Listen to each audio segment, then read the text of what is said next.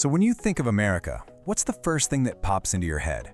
For a lot of people, it's this idea of a global superpower, a place with just immense influence, right? Its image is everywhere. But what really defines this nation? Well, today, we're going to take a grand tour to figure that out. We'll look at the ideas, the sheer scale, and the culture that make the United States tick. So let's dive in. Okay, first up, let's talk about its cultural reach.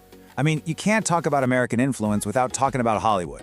It's so much more than just a place in LA, right? It's basically a global dream factory. For more than 100 years, the movies coming out of Hollywood have shaped how the world sees things, creating this common language of stories and heroes that billions of us have watched.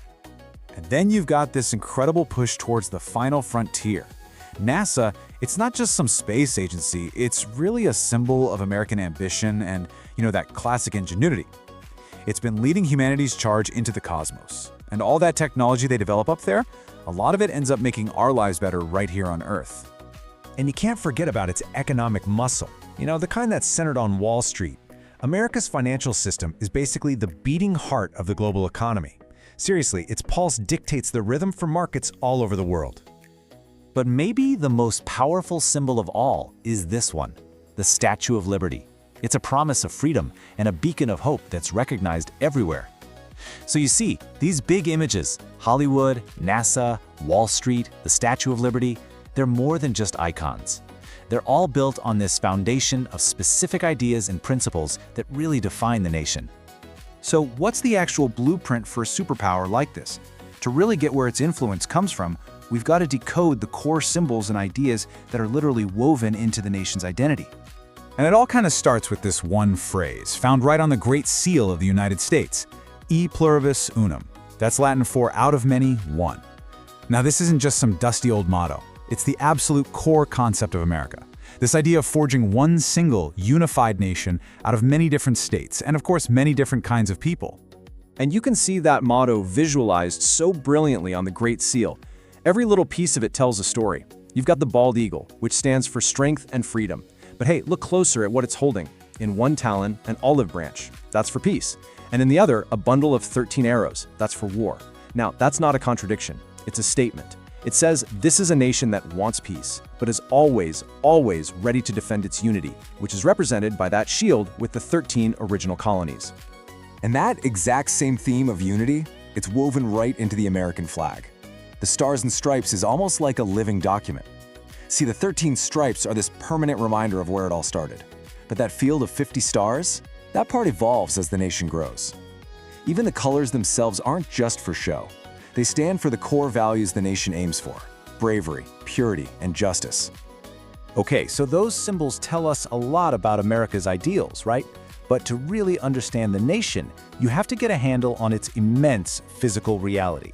So let's take a look at the actual blueprint of its land and its people.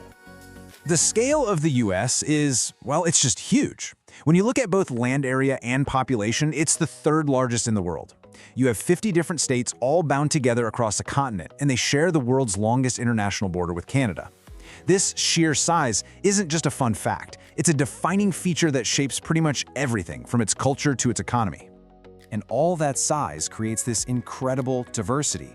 I mean, just look at the contrast between its states. On one hand, you've got Alaska, this vast, remote wilderness way up in the far north. And on the other hand, you have tiny little Rhode Island, tucked away in the super densely populated northeast. That alone gives you a sense of the insane geographical range we're talking about, all within one country. And this continent-spanning scale is something people live with every single day. Just think about this. The country runs across 6 different time zones. So as the sun is setting on the East Coast and the workday is wrapping up in New York, people over in Hawaii are just sitting down to have lunch. It's this constant ticking reminder of just how incredibly wide the nation is.